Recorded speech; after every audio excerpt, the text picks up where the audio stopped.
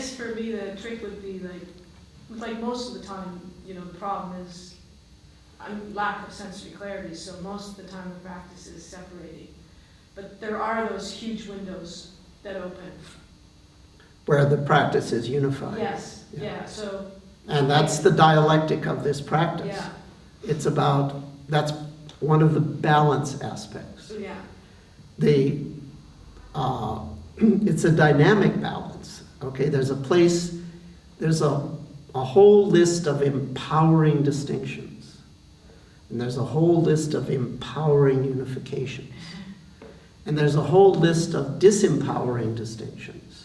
And there are even disempowering unifications. Yeah, that's exactly, I get that, I totally get that. If you totally get that, you got a lot. You got your money's worth. That's the beauty of it. Yeah, what's an example of a disempower?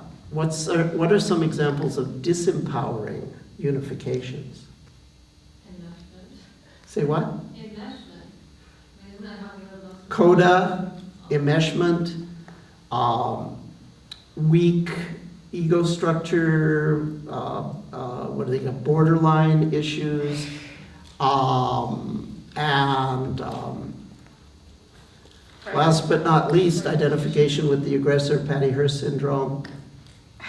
Codependency? Yeah.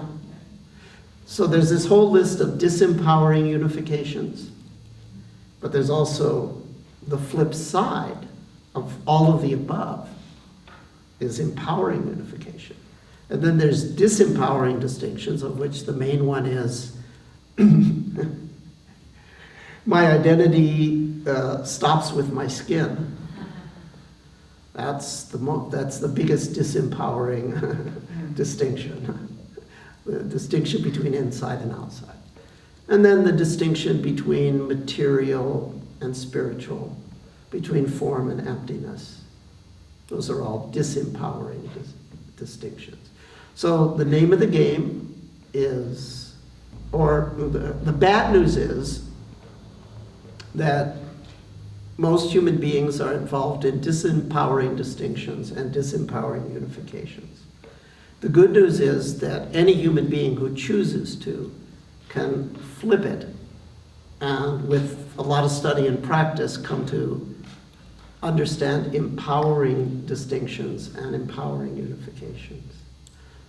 So the focus in technique is interesting. For example, I usually present it to you as a deconstructive technique, but it's actually also a restorative technique.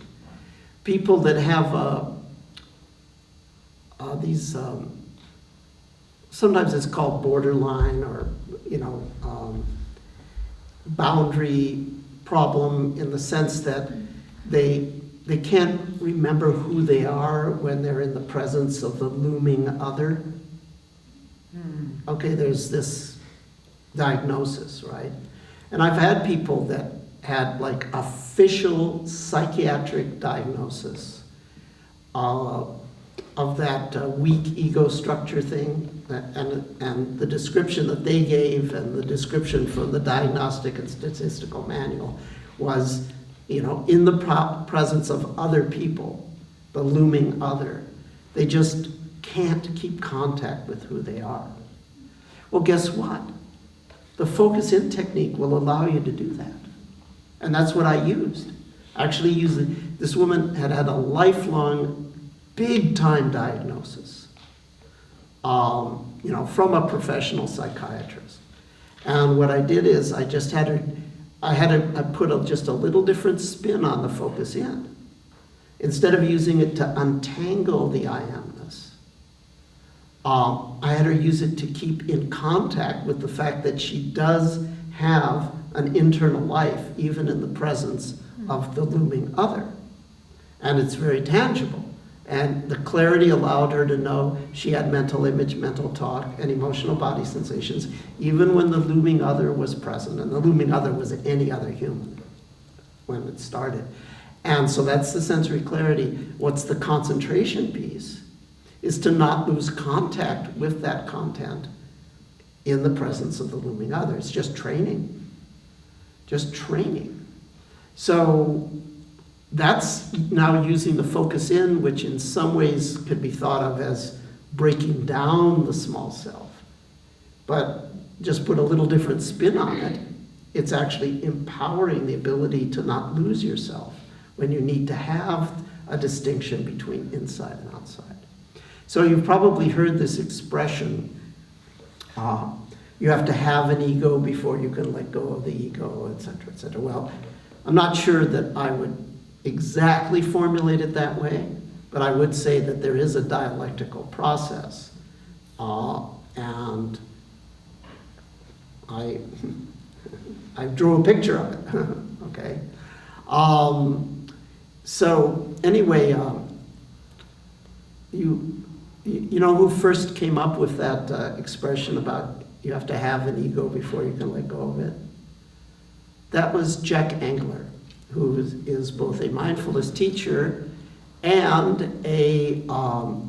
at one time was the head of psychiatry at Harvard Medical School, which tells us something about the age in which we're living. So I told Jack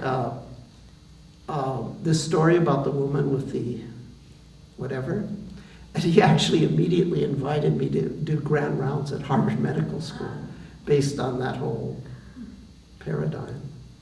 I ended up, wasn't able to go, but you know, it's just historically interesting.